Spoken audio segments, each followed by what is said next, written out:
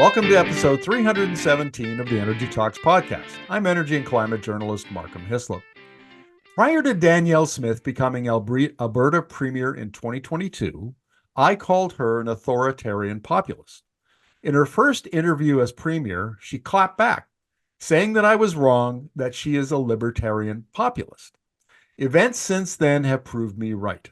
In episode 313, political scientist Jared Wesley explained that Smith is guilty of creeping authoritarianism. Wading through the labels to get some clarity about what is clearly an alarming political trend in Alberta, but also in other parts of Canada, is confusing.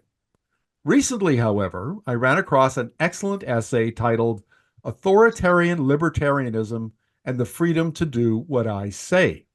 The author is retired professor of rhetoric and writing and former director of the University Writing Center at the University of Texas at Austin, Patricia Roberts-Miller. And I've asked her on Energy Talks to help us better understand modern politics in both Canada and the United States. So welcome to the interview, Trish.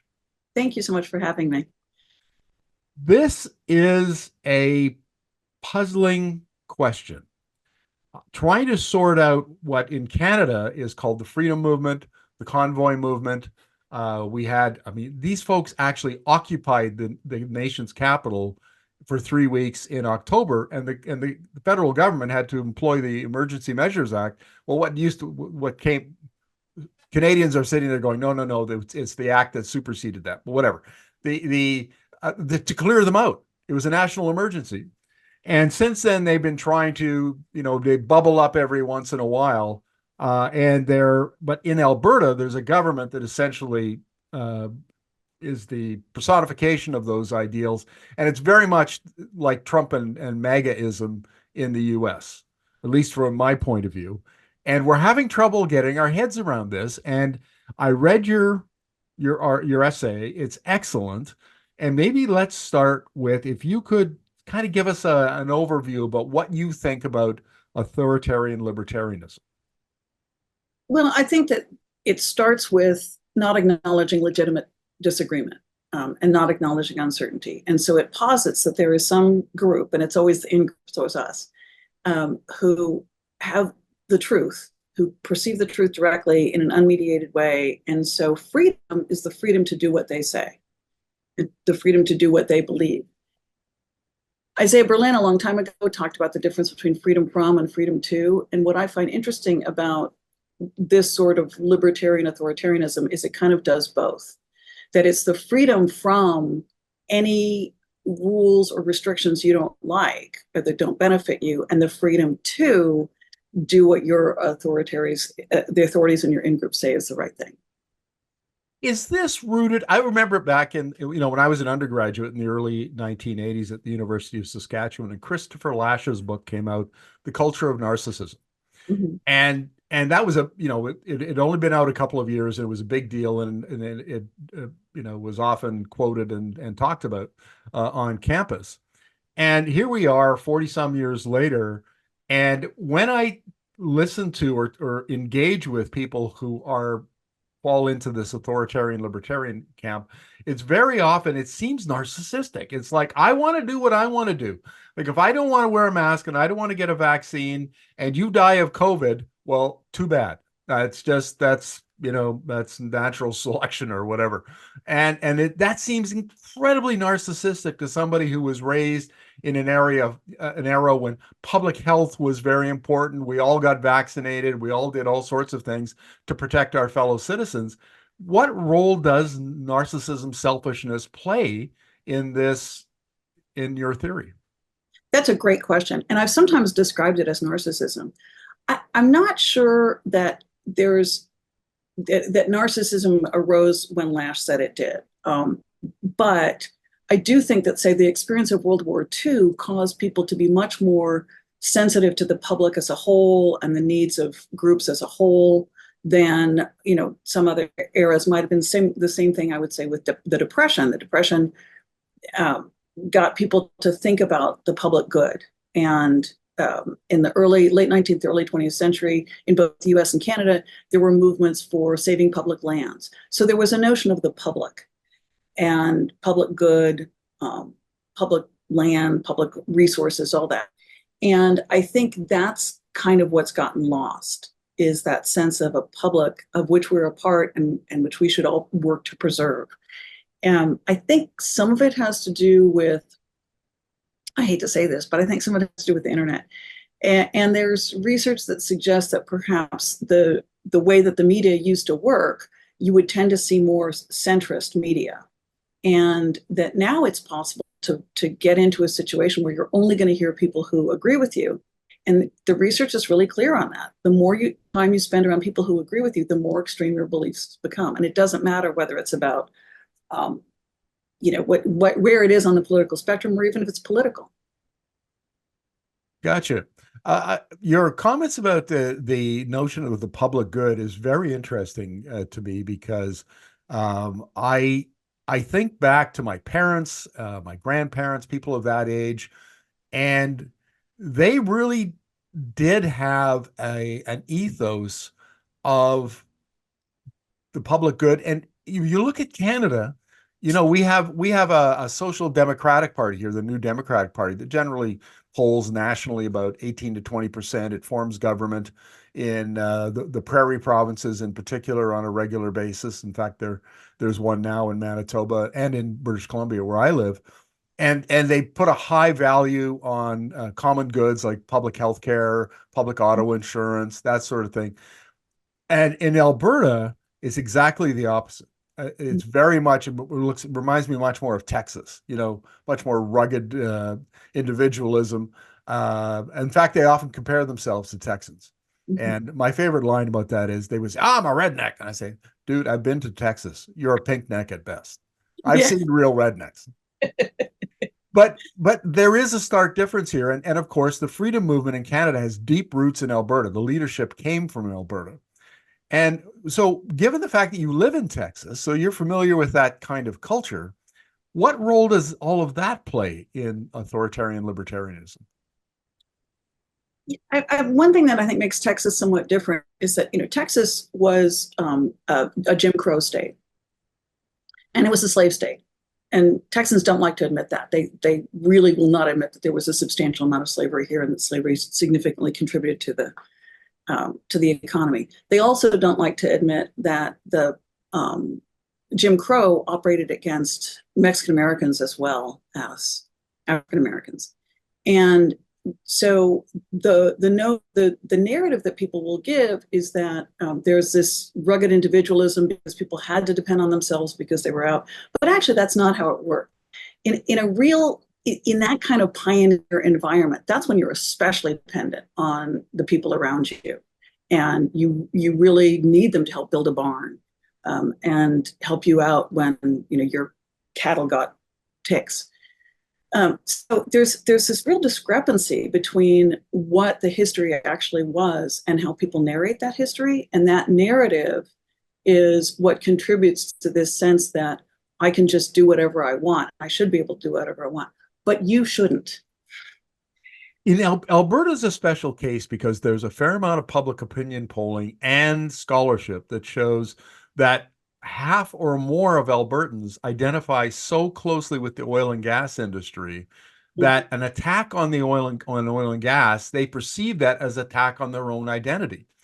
And I wonder to what extent, like you mentioned earlier in our conversation, the role of change. And the oil and gas industry has been profoundly disrupted, even though people are trying to deny it. There've been tens of thousands of jobs lost, and everybody can see the changes that are coming.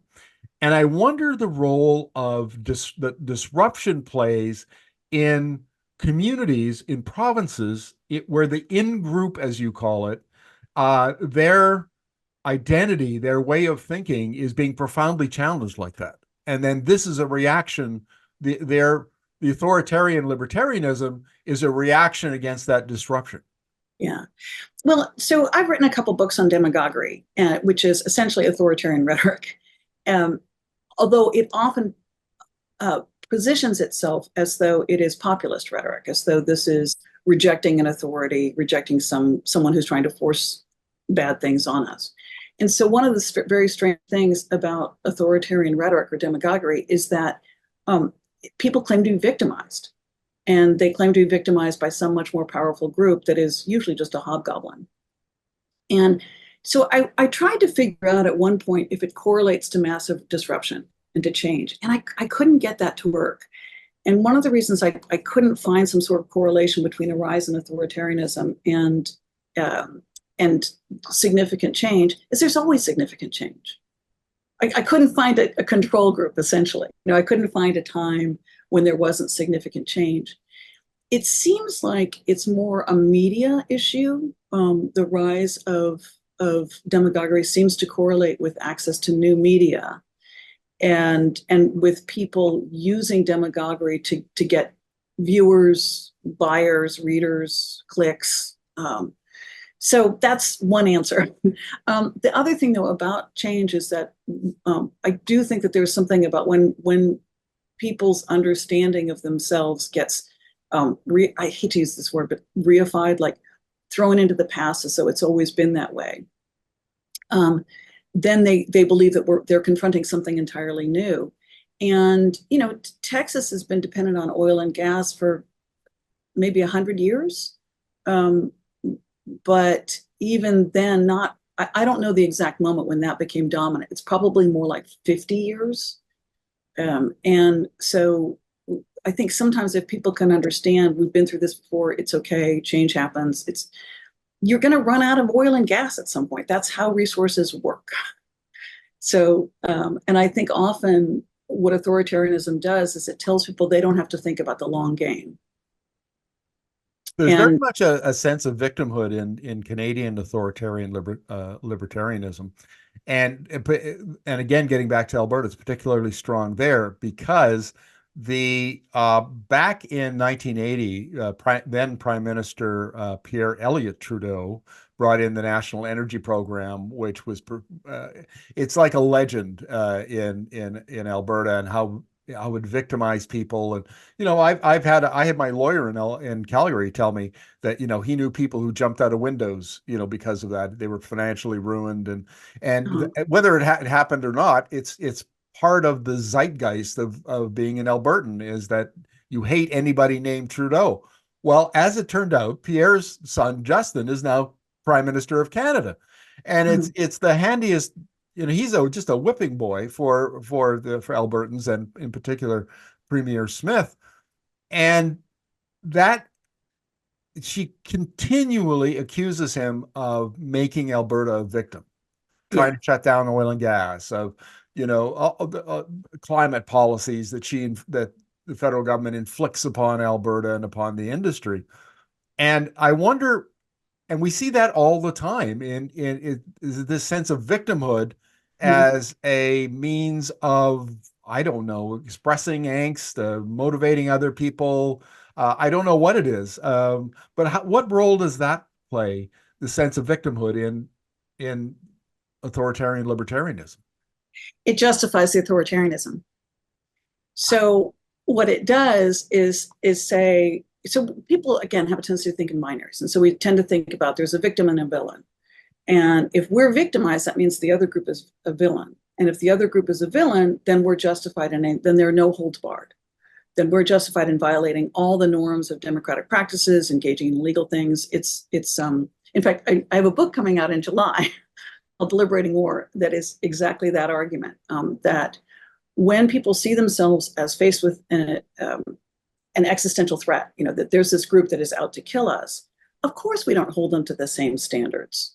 Of course we say you need to do what you need to do, and it's a state of emergency and a state of exception. So what people will do then, who are maybe they feel justified for various reasons, but they will inflate the threat in order to say this is an existential threat, and therefore we shouldn't be held by the very standards we hold others. So we get to do whatever we want or whatever is necessary, and we're justified in doing so because we're the victims here. And so it's difficult for people to understand that binary is rarely the case, especially when you've got a bunch of people who are working together, in a community, a nation state, a city. There's no policy that's perfect. no policy is going to make everybody happy. And in fact, no policy should make any one group perfectly happy. The whole point of a non-authoritarian system, that is democracy, is everybody gets a little hurt.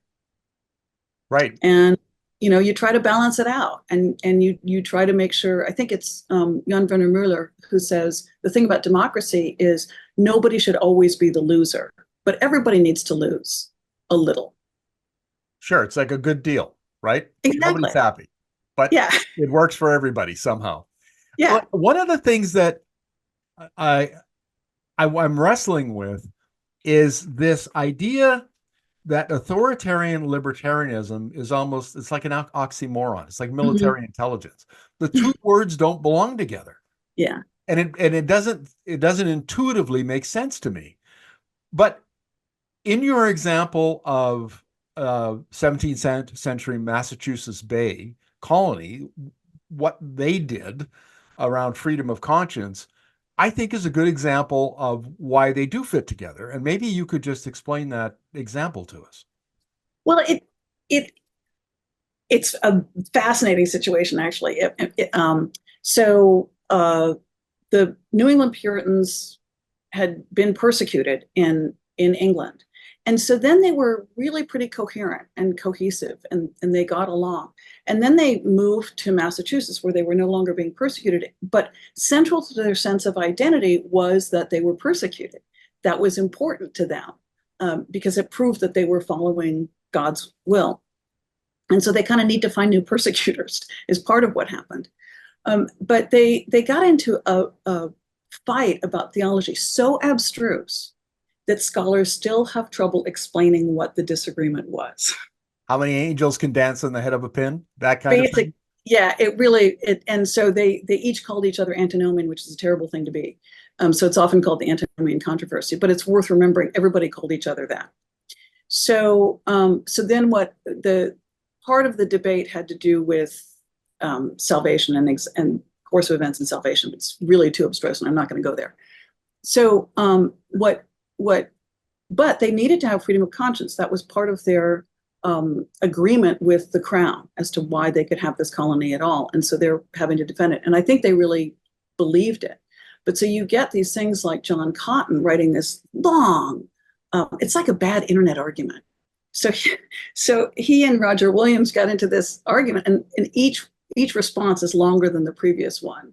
But in it, John Cotton kept insisting that it was freedom of conscience to banish people who disagreed with the authorities, take away their property, hang Quakers, because the freedom was the freedom to be right. That's the freedom that you have. And freedom of conscience means the freedom to follow what the authorities say. So part of what they sincerely believed, I think, is that their opponents didn't really disagree. The opponents knew they were wrong and secretly agreed, but were so corrupt by Satan that they were lying about what they believed. And so I think that's one of the things that is really interesting in talking to certain kinds of people, is that they believe that secretly everybody agrees with them.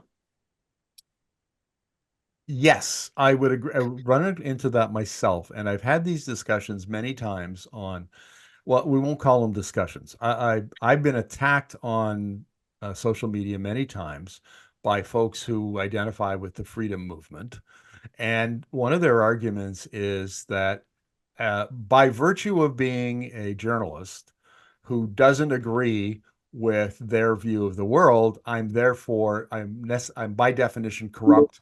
I've contributed to a corrupt society, and frankly, I should be hanged in a Nuremberg-like trial. Yeah. And it's astonishing how many people have called for me to be hanged, and well, here I am, still, unhanged. But even this reminds me of a comment that was made by a very well-known Canadian named Brett Wilson, who lives in Calgary. He made his fortune in oil and gas. He was a reality TV star for a time in the 1990s, or, was the Dragon's Den or the Shark Tank, as you would call it in the US. and he sees himself as a thought leader, right? And there was a big debate 4 or 5 years ago over foreign-funded activists attacking the oil industry in Canada. And he said that the environmentalists, these activists, should be hanged. Mm-hmm. And then when he was called out for it, he doubled down on it. Mm. And so here's somebody who is identified as a thought leader within the Alberta oil and gas industry, calling for this kind of extreme behavior because somebody else violated that sort of in-group norm that you've identified. And it's one thing to have, sort of folks from the fringes doing it, but this guy's like mainstream establishment in Alberta. Would you make of that? That is so tricky, and it's I think I call it strategically ambiguous hyperbole, because it enables a person to do two things at once: to make these extreme claims and to deny accountability for inciting violence by saying it's just hyperbole. But they wouldn't really mind if somebody took them up on it and didn't see it as hyperbole. And that's what makes it really, really problematic. But also notice that, so in-group, out-group, as far as social scientists think of it now, is not the group in power versus the group out of power. The in-group is the group we're in. And so, for me, professors is an in-group. For someone else, that's an out-group. But notice that what you described is you have a policy disagreement. And instead of arguing policy with you, they instantly shift to your identity and say that you're a bad person because you disagree with them. And the fact that you're a bad person proves that your argument is wrong. So it's a way of completely avoiding the responsibilities of making a decent argument.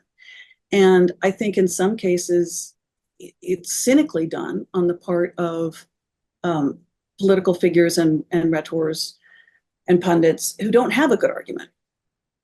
Yeah, I would have to say, I'm fond of saying, Trish, because as a journalist, and I'd say particularly over the last 5 years, as the global energy transition really began to accelerate the year or two prior to the pandemic, I have spent so much time with data, with evidence, with expert interviews, reading IEA reports and other kinds of reports. And I've really steeped myself in that because my background is when I was doing graduate work 40 years ago was in energy transition.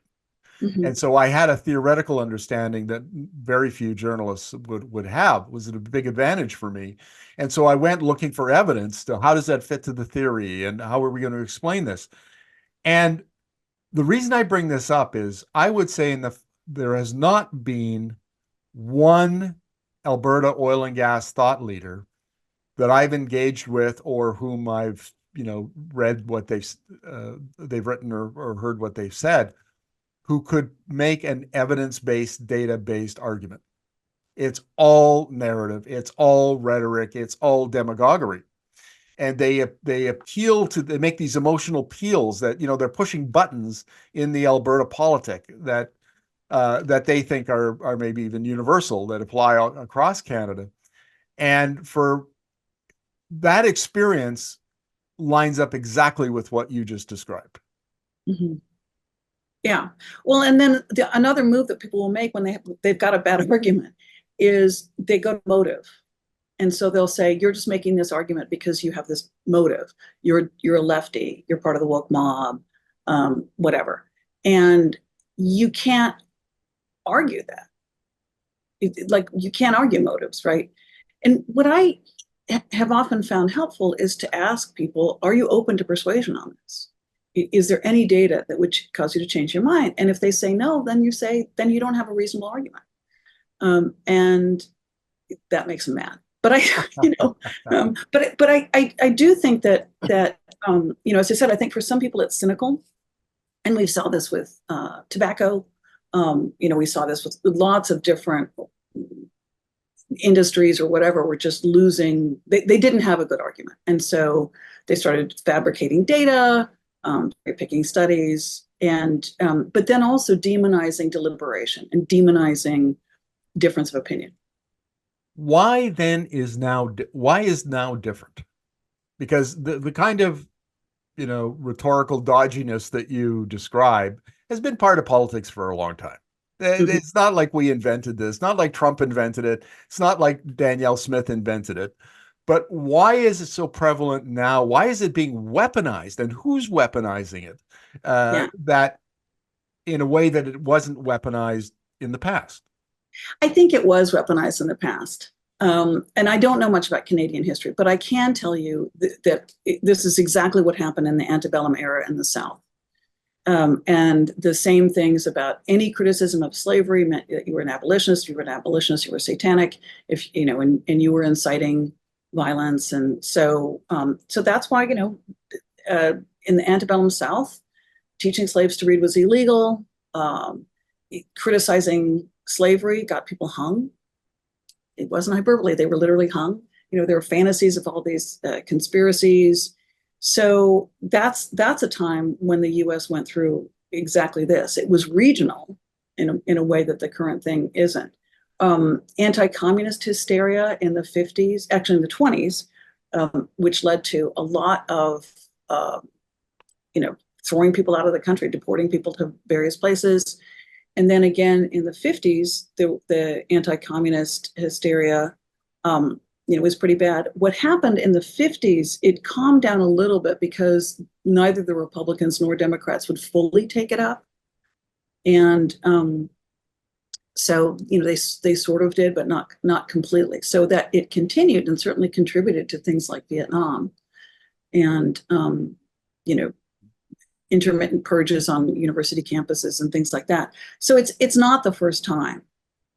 So, but all the examples that you've just used strike me as being times when the established order was under threat, and people clapped back. This is a reaction to that. And so, if we don't want to call it disruption,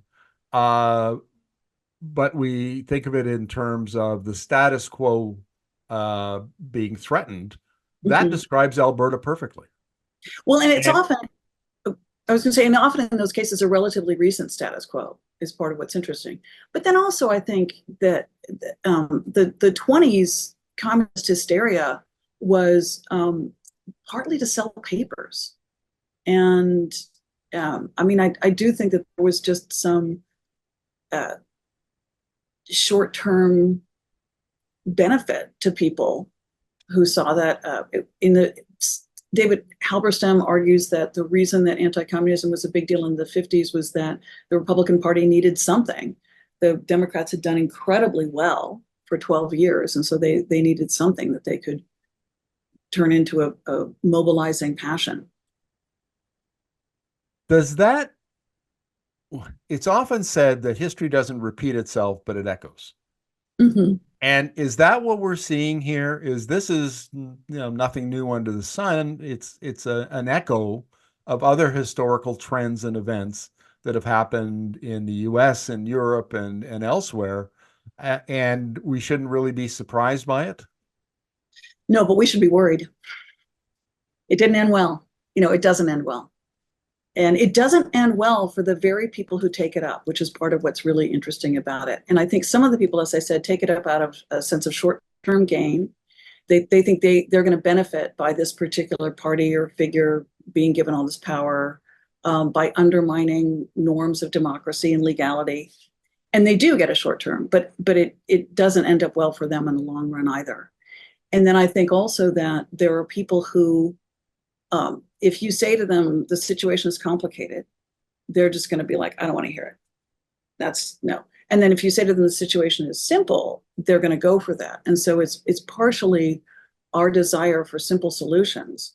And thinking about the world in terms of good people versus bad people is much more straightforward and much more mobilizing than seeing it as long-term versus short-term, different interests in conflict with each other, ambiguity about data.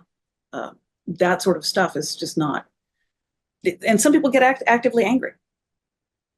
If it doesn't end well, Are there examples where the democratic institutions, the political process manages to sort out this conflict before it turns into violent conflict and threats to the institutions and perhaps even civil war? Or do these echoes of history always turn out much, much worse than we fear? Well, I think the times that it's backed off, or it's scaled back down, sometimes, unfortunately, what it has to do with is a common enemy. Um, and that's kind of what psychology says, right? So that we can get along because we've got a common enemy. So sometimes that's what has done it. And then sometimes I think it's members of the elite uh, deciding this has gone too far and we're not okay with it. So that's what happened with McCarthy in the United States. It was actually, well-respected people who said this is not okay. So that, I think that's part of it, and I think an important part is various leaders being brave enough to say democracy is our system, and we need to lose occasionally, and we need to respect the rules.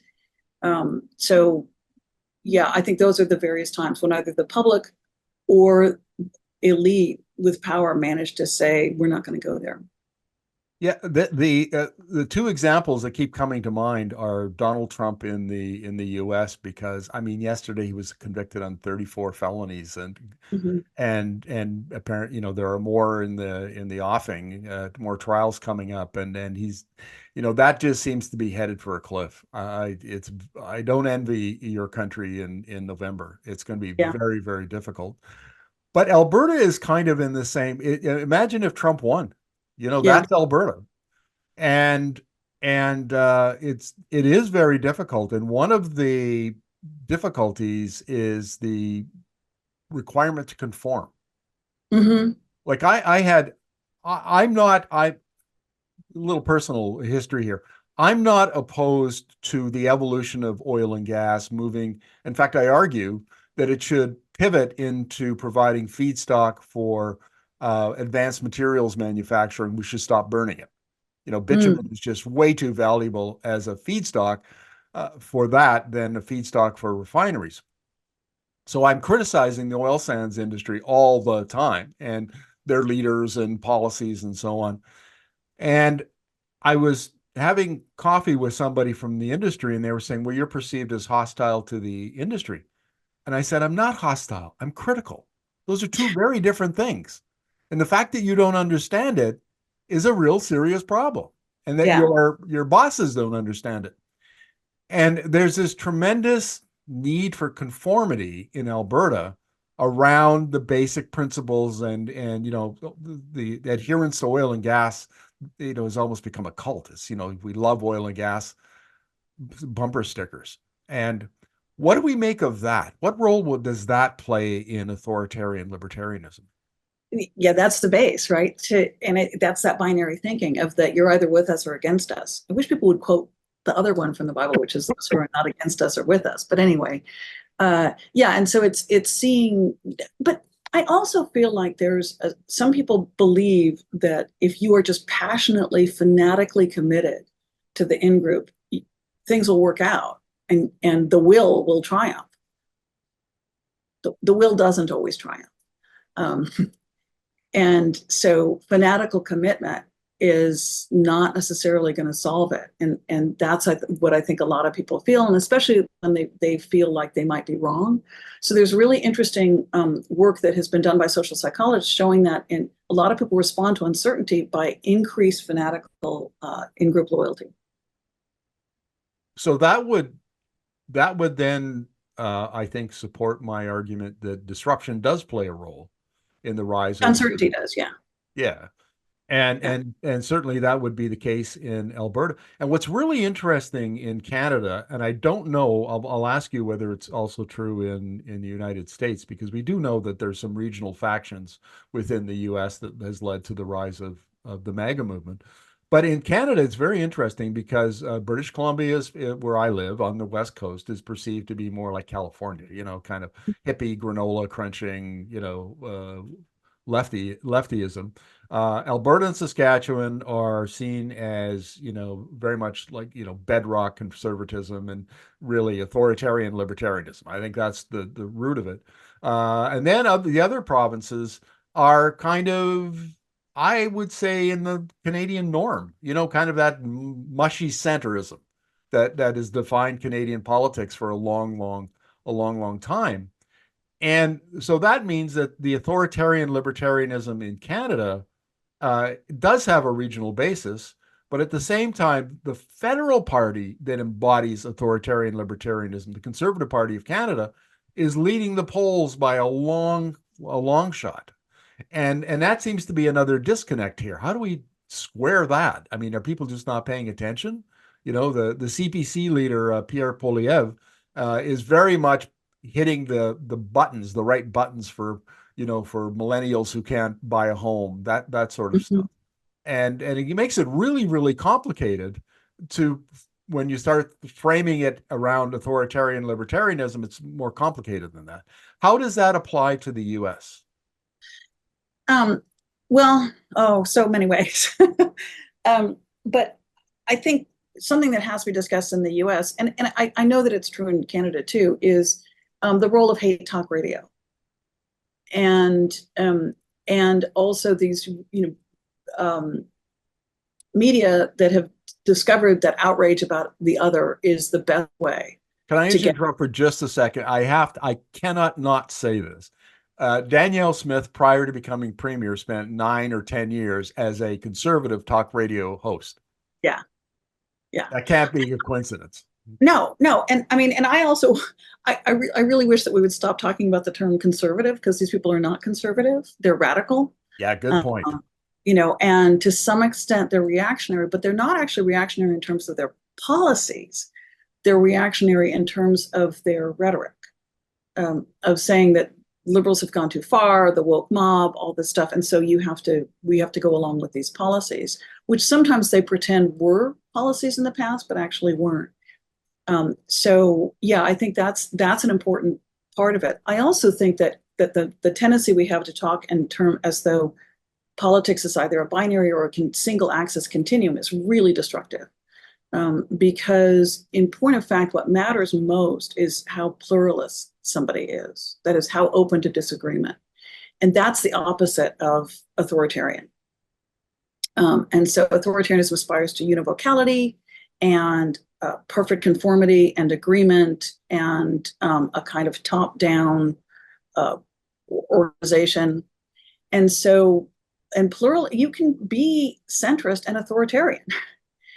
I mean, I've met them, and they just think everybody has to be centrist, and you can be conservative in the old sense, and that can make you tolerant and can make you that's why I think it's really useful to think about authoritarianism in regard to all this, is because it's not particular to any place on the political spectrum, but it's probably one of the most important axes. Right, but right now at this moment in time, authoritarianism seems to be rising on the right, as opposed to the left. Or you're hesitant, it looks like. Yeah, because I don't like right versus left. Yeah. Well, fair enough, and yeah. neither do I as a rule either. So yeah, because it's doing that thing that conflating identity and policy. And in fact, you can have people. See, this is something else that is really interesting in regard to energy policy, is that you can have people who don't actually agree with whatever the energy policy is. Trump talks tough about tariffs against China, and that is not something that actually all of his base supports. They don't know that that's what he wants to do and what the consequences would be for them. So also, what that talk about left versus right does is it keeps us from talking about specific policies. And that's when I think people would recognize that politics is actually very complicated, and what's going to help some people in this region is going to hurt people in that region. and also what happens with energy policy, this is my crank theory, is that it's something that one political scientist calls defensive avoidance. That people don't like what they think the policies are that necessarily come from acknowledging climate change, and so they deny the need. And this is really common. If you don't like what you think the policies will be, you pretend there's no need. And actually, if we could do what you were just describing, of say, okay, there is a need, climate change is a problem, but we don't necessarily have to go back to eating rocks or something. I mean, there are lots of things that we might do, and let's talk about what those different policies are that will be different from what the industry is doing right now, but not necessarily the, Kyoto protocols. I approach that from a different point of view. I do talk about climate change, but the focus of my journalism is the energy transition, because from my point of view, the climate policy fostered the development of wind and solar and EVs and batteries and all of that along the bottom of the S curve for decades. But since 2020, it's clear that all of those technologies have passed their inflection point. So now it's all about the adoption of the clean energy technology. And the point I make to the Alberta oil and gas industry is your business model has been disrupted. It's coming for you. And the theory and case studies show that while that they don't come for you when you're having a bad year, they come for you when you're at the top of your game, when you're the best managed, when you're making the most profit, when you think you're invincible, that's the time they get you. Yeah. And it's very clear that the electrification of transportation, which displaces oil, that's the existential threat. And that is anathema, absolutely anathema in Alberta, because they don't want to hear it. Yeah. They don't, because it would mean that they would have to do something very radically different in preparation for a threat that doesn't arrive for 5 or 10 years, maybe. Yeah. And so they do all of the things that you just described I'm woke, I'm stupid, I don't understand anything, I don't know, I'm not an expert in oil and gas, I don't work in the oil and gas, therefore I know nothing about it. All of that, they attack me personally, and nobody ever responds to the actual argument and the evidence that I've gathered to back that argument. And that then it is a disruption. It is very much an attack on the status quo that they're just beginning to feel now.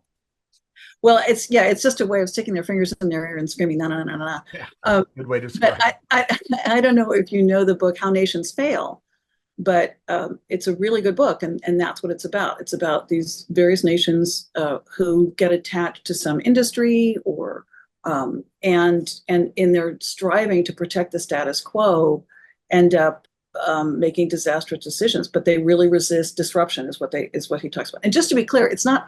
What I'm saying is that I think there's always disruption going on, and I don't know why it sometimes leads to demagoguery and sometimes doesn't. But it's definitely when there is demagoguery, there's always been a disruption.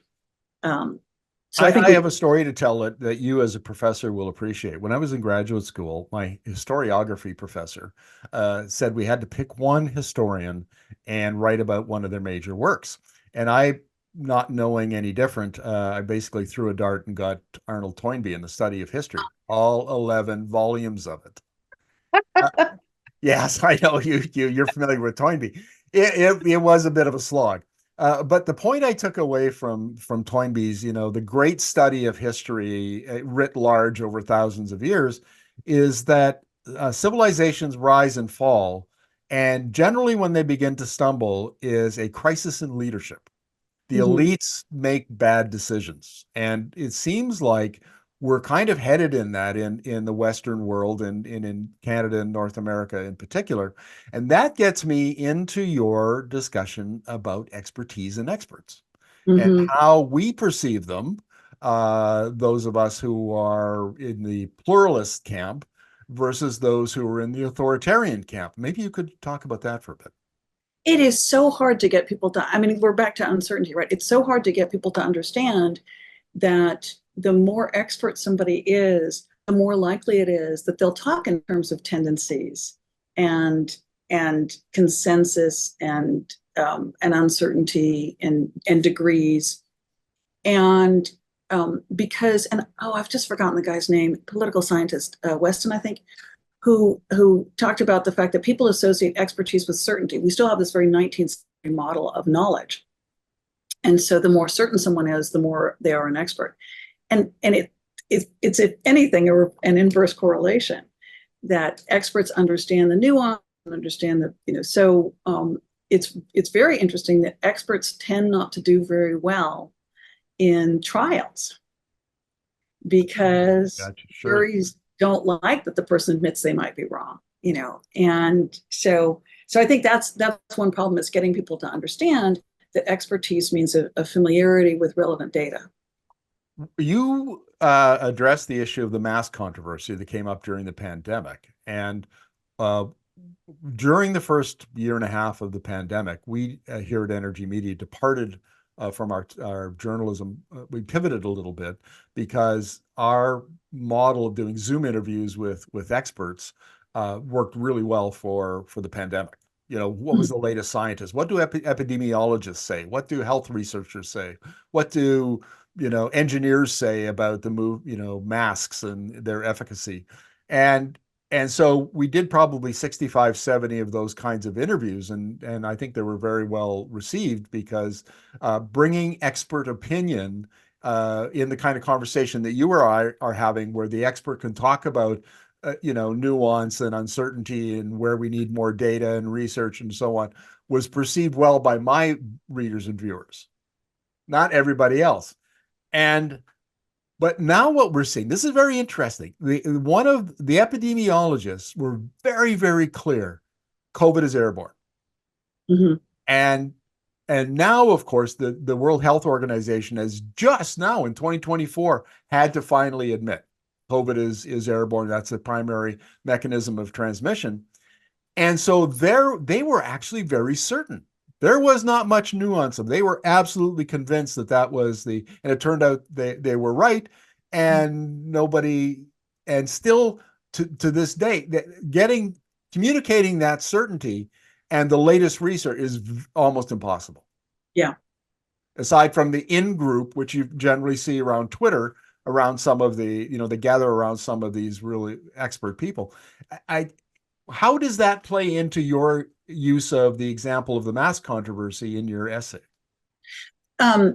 So if you have people who think about politics in terms of my in-group is right and everybody else is, satanic, then what becomes tremendously important is signaling your loyalty to the in-group. And so masks took on the unfortunate meaning of a political affiliation, and it really shouldn't have. Oh, okay.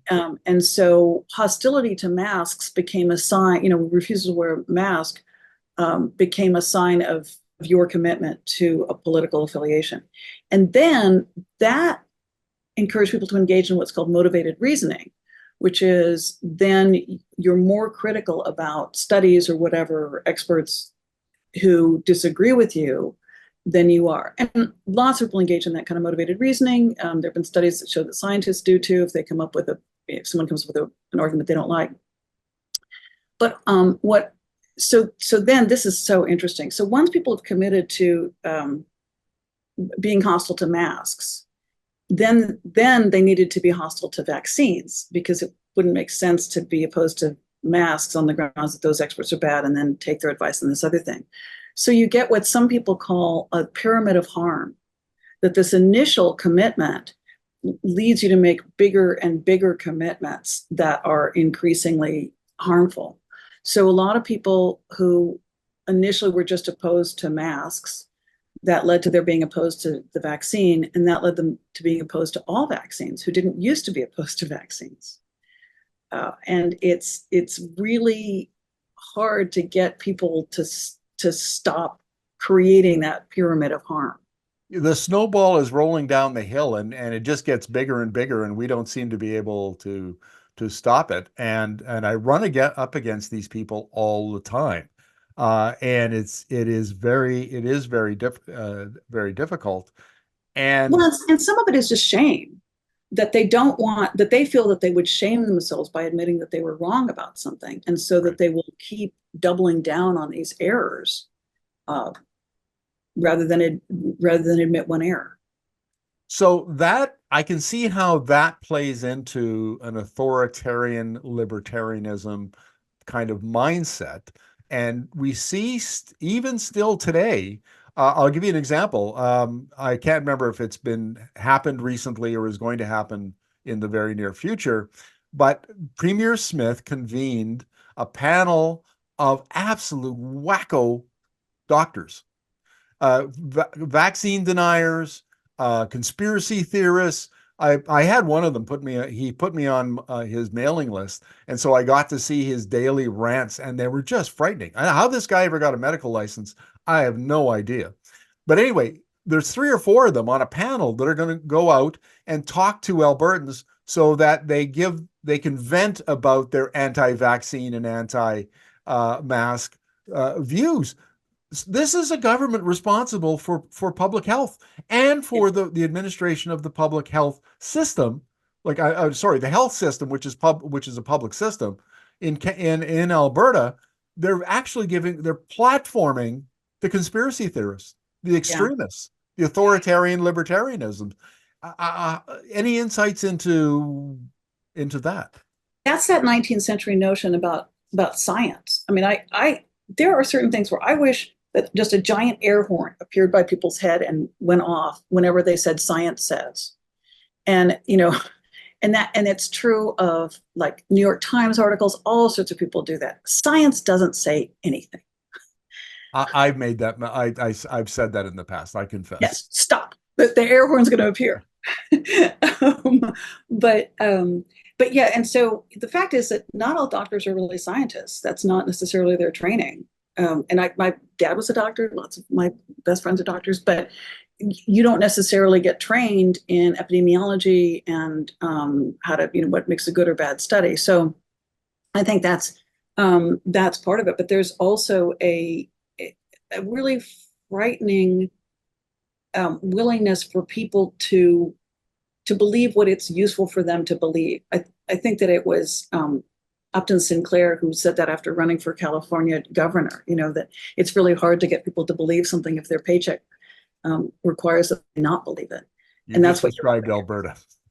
Yeah, yeah, and I think also a lot of political figures believe that that if they sell their souls to get into power, they'll be able to do good, not doing a really very good assessment of the math of how much harm they're doing versus what they'll do. So we've provided a number of examples of the rise of authoritarian libertarianism, what it is, why people are drawn to it, how it corrupts our centrist pluralism, not take out centrism, just corrupts our pluralism, does away with nuance. And it seems like the model of authoritarian libertarianism that you're talking about can incorporate any number of different topics. It can be about health, public health policy, pandemic policy. It can be about oil and gas and energy and climate policy. And it seems like there are politicians who arise. Like, I will give Danielle Smith credit for this. She has been a brilliant communicator on this.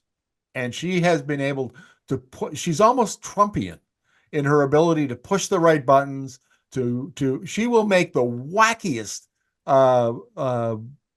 policy sound completely rational when she explains it on television. And I know her. I've interviewed her. She's interviewed me. I've moderated a panel she sat on, and she doesn't know this stuff in any great depth. She just, knows a little bit. She's picked up some words, and she gets briefed by her deputy ministers, that sort of thing. But what is the role of the individual leader? We see it in the US with Trump. We saw it with Ron DeSantis in Florida, and we're seeing it now with Danielle Smith in Alberta, where they advance authoritarian libertarianism, and they have a skill set that others don't. Mhm. And so the role of the individual in advancing that. Well, people do have a tendency, as I said, to confuse certainty, expression of certainty, and confidence with intelligence and expertise. And so, one of the things that a lot of really destructive political figures have is shamelessness. I'm sorry for laughing, but you just described Danielle Smith to a T. Yeah, absolutely shameless. And so there's no hedging that they engage in. They don't admit error. And I think some people really like that. Eric Fromm had some really interesting explanations as to why Germans really liked authoritarianism. I'm really drawn to social dominance orientation research that was done more like 90s or early aughts, but of saying that some people just feel they like a structure. They just want a clear structure that they're going to fit into. A And pecking order, and they know their place on the pecking order. yeah, exactly. And that they get to, kiss up and kick down. And that's their ideal thing. The other thing that hasn't come up that I think matters, though, is what's called Vladimir's choice. And it comes from an old Russian folktale, which is that there's this guy, Vladimir, and God comes to him and says, I will give you anything you want. The trick is, I'm going to give twice of that to this guy you hate, Ivan. So what do you want me to give you? And Vladimir thinks for a while and then says, gouge out one of my eyes. And political scientists talk about that as a decision-making thing, that people will choose to hurt themselves as long as it hurts the outgroup more. Okay, so in the case of the authoritarian libertarianisms, where they identify the outgroup as libtards, Yes. just as an example, it doesn't matter that the ideas and the policies they espouse hurt them, but it's going to hurt the libtards more. Yep. Yeah. And so they feel like that's a win. And that's what you get with authoritarian libertarianism. But I think also in general, anytime that a decision is framed in terms of us versus them and a zero sum. So I've heard people talk about this in business, that engineering wants to do down marketing and will do anything they can to hurt marketing, even if it hurts them in the long run. This has been a fascinating conversation, Trish. I'm really glad that we're having it, and I think it's very, very relevant to what's going on in Canada right now, and of course goes without saying in your country. But the question then arises, and maybe we'll wrap up the interview with this question: what do we do about this? It's so hard, right? I mean, if there were a simple solution, Aristotle would have figured it out. But he watched the Athenian democracy collapse. So I do think that we have to continue to try to talk to people. I do think that pointing out that people are evading argument, that they're evading the data, that they're holding others to different standards. This is the thing that it really comes down to, because people will often be able to cite a study. And they'll say, I'm right because here's a study. But if you say, okay, and if I show you a study, does that make you wrong? They'll say no. So this is hokey, but I keep ending up on do unto others as you have them do unto you. Hold people to the same standards. What I've been arguing, and I should point out here for listeners may not be aware of this, but about 6 months ago, we started launched a citizen-led initiative called the Energy Circle. And the idea is to bring together, folks who are just interested in energy issues and policies, and to talk about it, to do webinars, to do, live energy interviews like this, to do events. We've put on a number of public events. And the reason there's amongst, we're attracting people who are, like engineers and geoscientists and, some fairly highly accomplished energy professionals. And one of their persistent complaints is, I talk about this stuff inside our company, Markham, and the old guard, and invariably it's old white guys, they just dismiss it and they don't want to hear about it, and they just, and they're frustrated. They're so frustrated that they can't even have a conversation inside their workplace or inside their peer group or inside their professional association, because the dominant group shuts it down. And my response to that is, I know it's hard. I know it's really, we're swimming against the stream here. But if you have to do it over and over and over and over again to make progress, and eventually people begin to say, hey, maybe there's some merit to these ideas, and we should rethink, the what we have thought for a long time. And so is that an argument? And would you agree that the important thing is to engage as much as possible? Yeah. To have the conversation. Absolutely. And sometimes it can be useful to ask, when has this worked?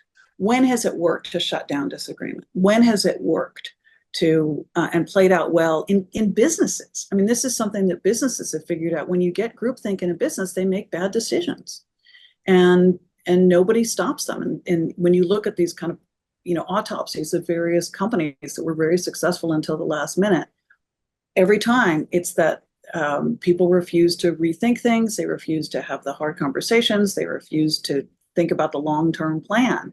And so I think there's a way in which businesses should be the most open to this kind of discussion. And, you're right. Other industries have failed, and they failed because they refused to acknowledge change was coming. I'm reading a fascinating book about the incumbent's dilemma, and it's making the point. It's an American author, and it makes the point that many, many, many titans of American industry over the years have failed, and they didn't fail because they were poorly run. Mm-hmm. In fact, they were looked upon as an example of superlative management, and they failed because somebody came along with a better idea, disrupted them very quickly.